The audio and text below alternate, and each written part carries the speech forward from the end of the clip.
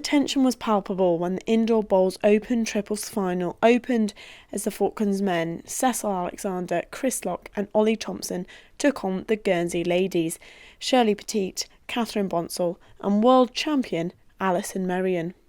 After the players came on, Chris started strong for the Falklands by hitting the jack and moving it closer to their bowls, but this was short-lived as Shirley displaced it. The next bowl for Guernsey knocked the Falkland Islands bowls out.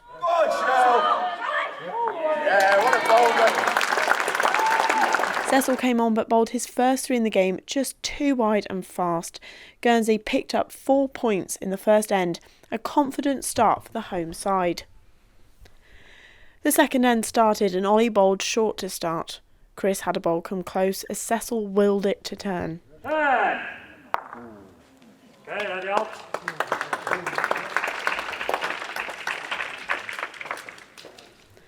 End 2 saw the bowls fairly spread as Allen came close to the jack.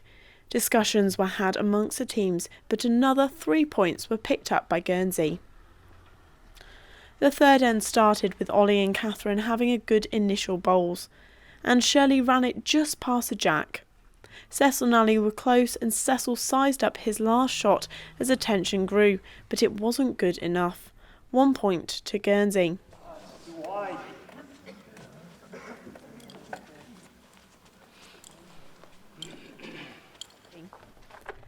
Two very close initial bowls for Ollie and Catherine in the fourth end as instructions were given from team skip Cecil.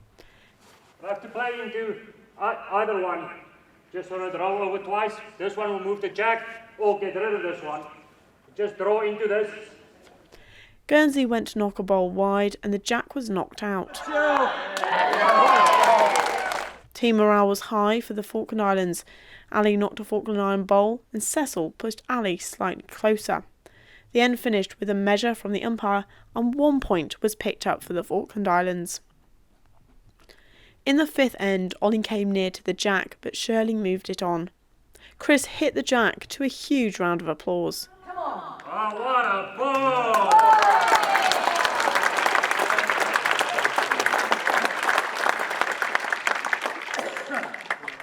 But this was not to last long, as he went on to hit the jack further with his next bowl.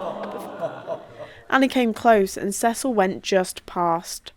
3 points for Guernsey, leaving the score 11-1. End 6 opened with 2 strong bowls for the Falkland Islands and Guernsey, and then Catherine went on to push the jack further out. Excitement happened as the skips took their play, with the last bowls landing very close. Cecil discussed his tactics and weighed up his options, and there was barely a hair's width in it, but Guernsey took the point. End 7 was bowled slightly shorter, and Ollie and Chris both came close to the jack. Shirley went on to knock the Falkland Islands out slightly as Chris went wide. The Falkland Islands bowls were then properly knocked out, and as Ali stepped up to the mat, a well-placed bowl hit the Falklands even further away from the jack. A team chat was had as Cecil examined the layout, and after a narrow bowl for Cecil and a re-examine, his last bowl knocked the Guernsey's bowl wide, but it wasn't enough. 13 points in total for Guernsey.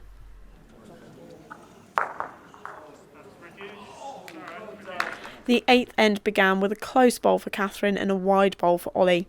Cecil told Chris he could get lucky. Might get lucky.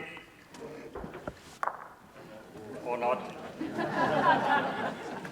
But it was not to be.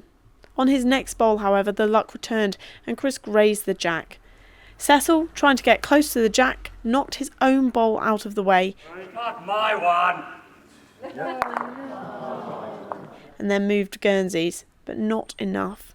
Another umpire measure decided the Falkland Islands were closer, so Guernsey only picked up 1 point. The 8th end closed with an hour to go in the game, and Guernsey were on 14 to the Falkland Islands 1. Ollie grazed the jack on his second bowl of the 9th end, and there were no big upsets until Ali touched the jack and Cecil went wide. His penultimate bowl moved the jack in the Falklands' favour as team discussed before the final bowl each in the end. Ali knocked the Falklands bowl, but it rocked back into place as we got a glimpse of the jack hidden behind it. Cecil's final bowl knocked another closer, and the Falklands picked up 3 points. In the next end, Guernsey knocked the jack and then Ollie's bowl settled close to it. There was no more jack action or big drama in this end until Ali's bowl moved the Falklands closer and 1 point went to the Falklands. It was a nice start to the 11th end with a good bowl from Ollie. All bowls were sitting fairly wide of the jack to start until Shirley managed to move it in Guernsey's favour. Ali bowled well and Cecil went just a bit wide. The umpire was summoned for the measuring tape and called it in Guernsey's favour. An extra 4 points were picked up for the home team.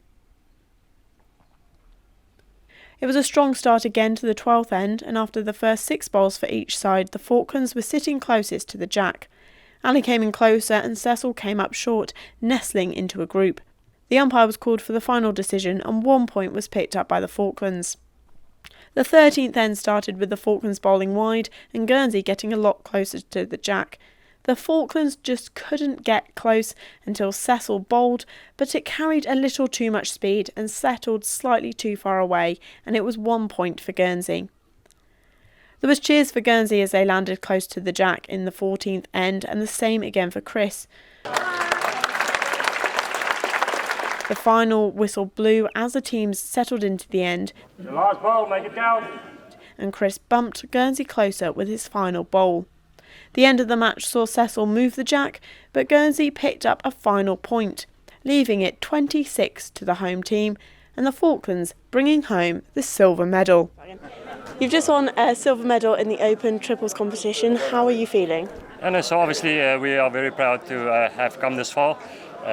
We played okay today. Obviously they were always going to be a strong team to beat here, so I think we are very excited and happy with what we've accomplished.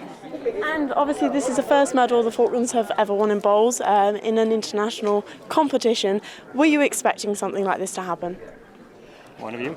After you, I think. Not at all. I mean, I think just to compete and to be here was what our aspirations were. And then as we started beating other teams and 1, 2, 3, 4, suddenly we were here. So, no, it wasn't, but I'm glad we've done it. It's great.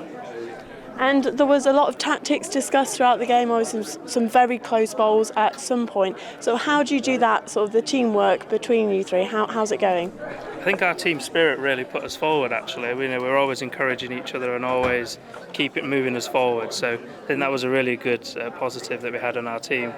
Cecil, for example, as our skip, telling us where to go and where to place the balls.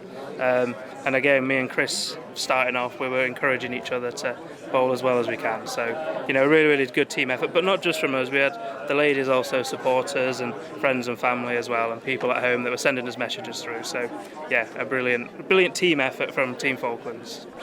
Brilliant. And obviously you face a very formidable opponent in the Guernsey ladies. They've got the world champion on their team. So I think the final score was at 6-20. How do you feel to have got so many points against them? Well, I would have liked to, obviously I think we would have liked to get a little bit more points. We didn't get off to a great start. We took 1 or 2 risks in the beginning, trying to push some of the balls out, which we missed, and we dropped 4 or something just to start with. And then the next, I think it was 3, so we were down from the start. So we were on the back foot from the beginning, so it was never going to be easy to make a comeback from that. But I mean, it is what it is. We played good. Brilliant. And final thoughts before you go up on that podium? Well, amazing. I didn't expect it. I'm sure you two didn't either. It's just great. It's just an amazing achievement for us all, really. I think it's going to be a moment to remember, to cherish, and just to keep in the back pocket there. It's going to be amazing. Yeah. Well, congratulations, guys, and good luck for the rest of the competition. Thank you very much. Thank you very much. Thank you.